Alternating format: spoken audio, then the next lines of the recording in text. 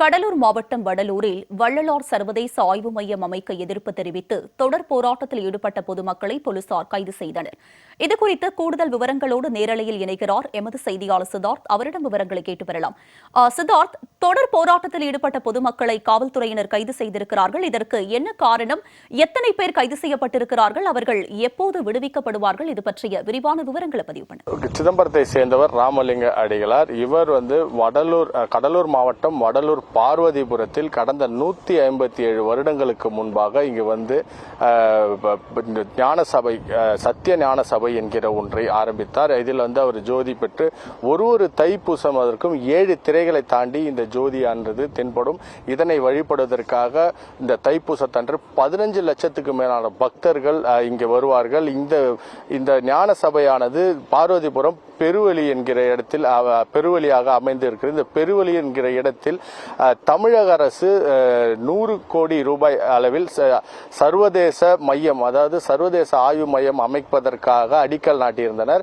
அதாவது இந்த சர்வதேச மையத்தில் மருந்தகம், நூலகம் உள்ளிட்டவைகள் அமைக்கப்படும் என்று தெரிவிக்கப்பட்டது. ஆனால் இதை அமைப்பதற்கு இந்த பகுதி மக்கள் கடும் எதிர்ப்பு தெரிவித்து வருகின்றனர். இதை அமைக்கக்கூடாது என்றும் இது வந்து வள்ளலாருக்கு எதிரான ஒரு செயல் என்று அவர்கள் வலியுறுத்தி இதனை வந்து இந்த மையத்தை அமைப்பதற்கு தமிழக அரசிற்கு தொடர்ந்து எதிர்ப்பு தெரிவித்து வருகின்றனர். மேலும் வந்து கடந்த சில காலம் கடும் போராட்டத்திலும் ஈடுபட்டு வருகின்றனர். இந்த பெருவெளியில் இந்த சர்வதேச மையம் அமைப்பதற்காக அடிக்கல் நாட்டி வந்த நிலையில் அவர்கள் அந்த கட்டுமான பணிகள் செய்வதற்காக குழிகளும் தோண்டினர். இதில் இன்னும் ஆத்திரமடைந்த பகுதி மக்கள் அந்த குழிகளிலும் இறங்கி போராட்டத்தில் ஈடுபட்டனர்.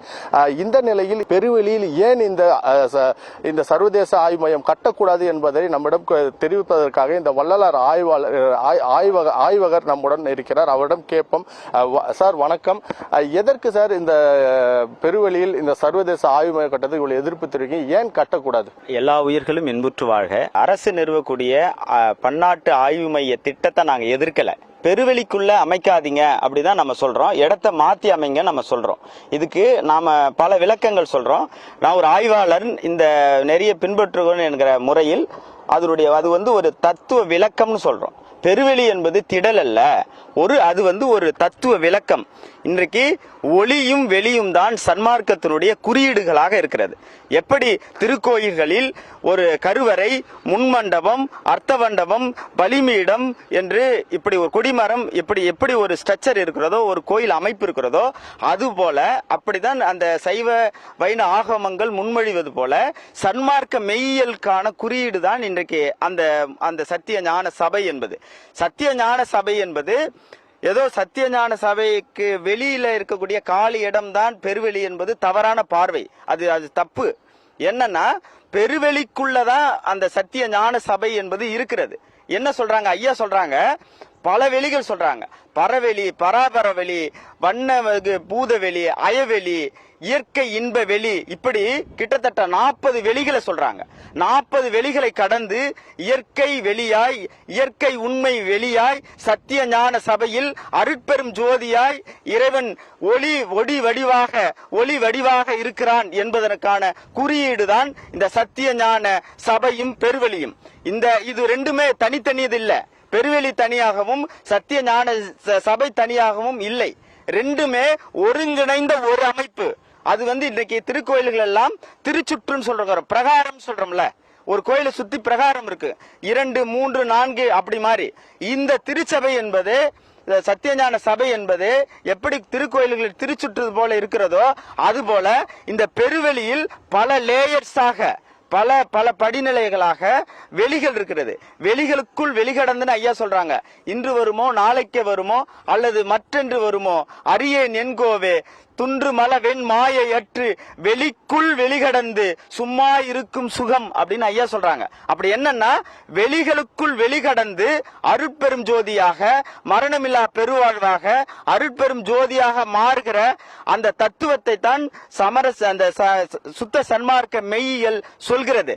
இதனுடைய குறியீடு தான் அந்த பெருவெளி என்பது. பெருவெளி என்பது காலி இடம் இல்லை என்பதை நம்ம புரிஞ்சுக்கிறோம். நாம் தொடர்ந்து சன்மார்க்க அன்பர்கள், நாம ஏதோ இட நெருக்கடி என்பது அது மட்டும் இல்லை.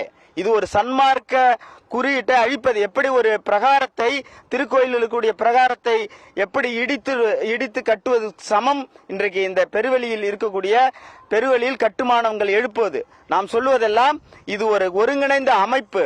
அதற்குள்ளேயே வள்ளல் பெருமானார் காலத்திலேயே 500 ரூபாய் செலவில் ஒரு குளம் வெட்ட முயற்சி செய்தார்கள்.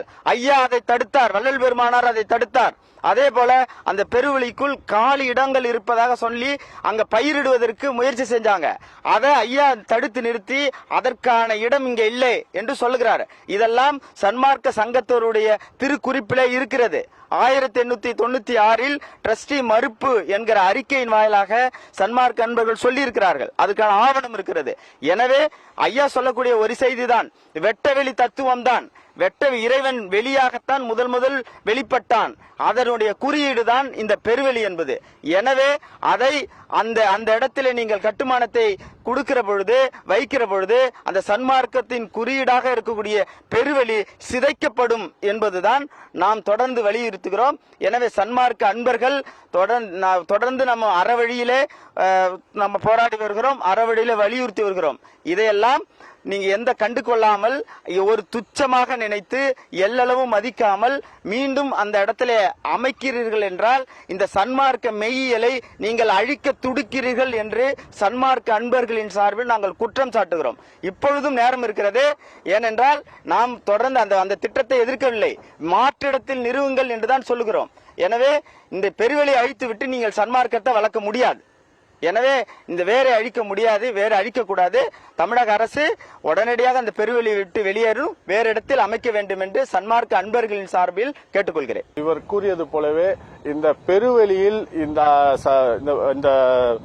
இதை கட்டக்கூடாது, இந்த கட்டிடத்தை ஆனது சர்வதேச ஆய்வு மையத்தை தமிழக அரசு கட்டக்கூடாது என்பதில் இவர்கள் தீர்க்க முடிவாகவே இருக்கின்றனர். மேலும் அவர்களின் இந்த இடத்தில் தான் கட்டக்கூடாது, மாற்று இடத்தில் இவர்கள் இந்த பெருவெளியை விட்டு வேறு இடத்தில் கட்டலாம் என்றும் தெரிவித்துள்ளனர்.